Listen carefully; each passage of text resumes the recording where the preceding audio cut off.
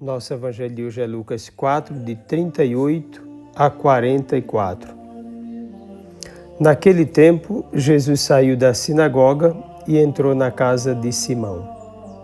A sogra de Simão estava sofrendo com febre alta e pediram a Jesus em favor dela. Inclinando-se sobre ela, Jesus ameaçou a febre e a febre a deixou. Imediatamente ela se levantou e começou a servi-los. Ao pôr do sol, todos os que tinham doentes atingidos por diversos males os levaram a Jesus. Jesus colocava as mãos em cada um deles e os curava. De muitas pessoas também saíam demônios, gritando: Tu és o Filho de Deus. Jesus os ameaçava e não os deixava falar, porque sabiam que ele era o Messias. Ao raiar do dia, Jesus saiu e foi para um lugar deserto. As multidões o procuravam e, indo até ele, tentavam impedi-lo que os deixasse. Mas Jesus disse: Eu devo anunciar a boa nova do reino de Deus também a outras cidades, porque para isso é que eu fui enviado. E pregava nas sinagogas da Judeia. Palavra da salvação. Jesus se misturava com seus discípulos, abraçava a família de cada um, libertava quem necessitasse naquela família e a todos manifestava a urgência da missão evangelizadora expressa no gesto do serviço. A sogra de Simão, no caso Simão Pedro, uma vez livre do seu problema físico, colocou-se à disposição de Jesus e dos seus discípulos, servindo-lhes certamente com muita fé e alegria. Essa cura deu-se depois de Jesus curar o servo do oficial romano, em Mateus 8:13. O gesto de Jesus o revela como o servo, aquele que se coloca à disposição dos sofredores, libertando-os de suas mazelas e dando-lhes um horizonte novo de vida. Com todos se mistura, mesmo no final de tarde, depois de uma longa caminhada. Desgasta-se ainda mais no serviço aos necessitados. Por outro lado, sua ação exige uma resposta decisiva do outro. A sogra de Pedro, por exemplo, uma vez curada, ergue-se e põe-se a servir também. O que de graça recebeste, de graça deves dar. Assim, percebe-se a continuidade do Evangelho na vida de quem se encontra com Jesus. O gesto de erguer-se, levantar-se, indica a realidade do homem novo, ressuscitado. Nessa nova condição, torna-se reflexo do servo Jesus Cristo, o Senhor. No segundo momento, muitos doentes foram a Jesus. Já era tarde.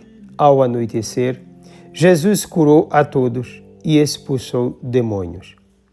Aqui se revela a missão de Jesus para com todos. A casa de Simão tornou-se o lugar do encontro que liberta. Quanta alegria foi colocada nas mentes e corações daquela multidão curada e livre dos demônios. A casa de Simão é sinal da Igreja, que deve ser o lugar vivificador da fé, propagador da esperança e libertador no amor.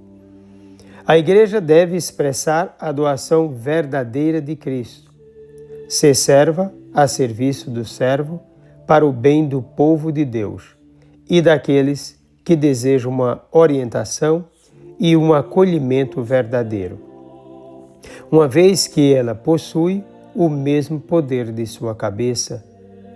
A Cristo se identifica como seu corpo, com ele forma um todo. Nunca se deve esquecer que a Igreja é inseparável de Cristo. Jesus proíbe os demônios de falarem quem ele é. Os demônios são mostrados no texto como quem está perdido, como quem perdeu uma guerra, como quem está em retirada, porque chegou o verdadeiro guerreiro, alguém verdadeiramente forte, absolutamente poderoso. Jesus não só os expulsa, como também os impossibilita de falar alguma coisa sobre ele.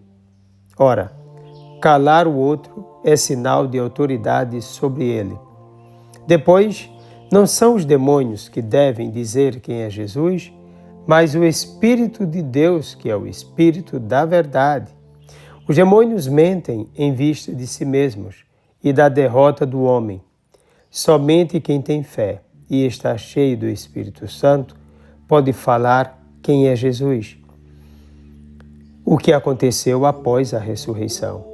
Os demônios sabiam quem ele era, mas não tinham a intenção de falar a verdade, pelo fato de serem maus, enganadores, mentirosos, inimigos do próprio Jesus. O segredo messiânico, tão querido de Marcos, será revelado somente na cruz. Jesus sempre se retira para um lugar deserto, pois precisa ficar sozinho com o Pai e o Espírito Santo. Essa é outra parte no texto em que Jesus, de fato, quer ficar a sós com Deus, o Pai. A oração é o momento de ficar com Deus e todo para Deus. Durante o dia está com Deus e para todos. À noite está com Deus e totalmente para Ele, mas sem deixar de se preocupar com todos. A oração é a coluna vertebral da alma. Sem uma verdadeira vida de comunhão com Deus, enquanto o mundo dorme, é impossível continuar firme na estrada da libertação. Jesus revela aos seus a importância de serem completamente voltados para o Pai, absolutamente decididos na oração e firmes no propósito de jamais se afastar da contemplação de Deus.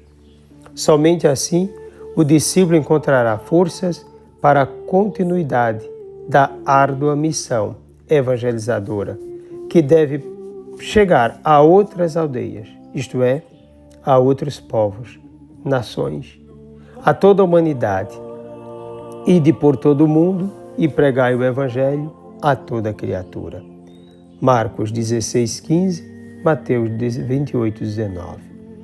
Jesus tem autoridade sobre todas as coisas.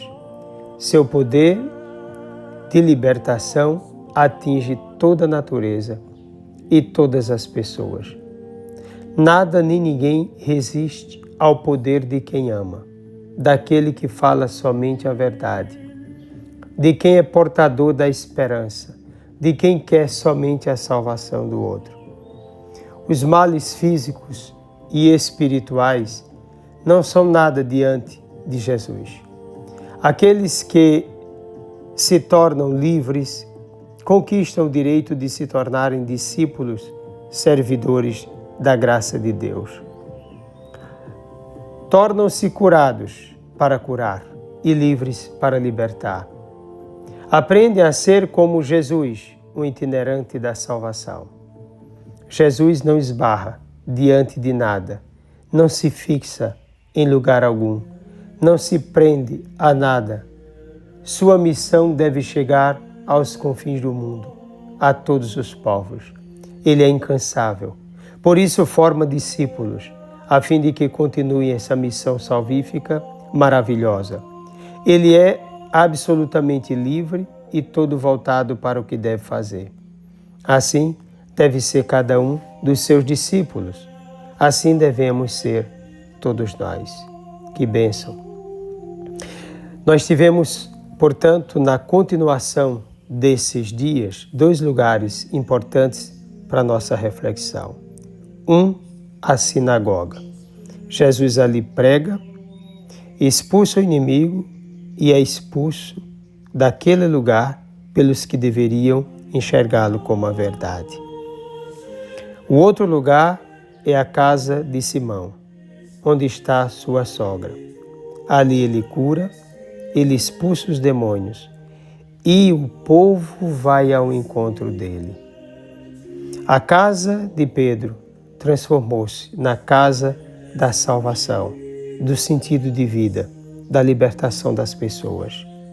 A casa da vida nova, o ponto crucial que vai sinalizar para a libertação do mundo inteiro, a salvação de todos.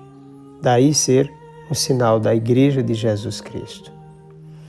E a sua casa é um lugar de salvação? Jesus Cristo pode estar presente? Você o acolhe de verdade?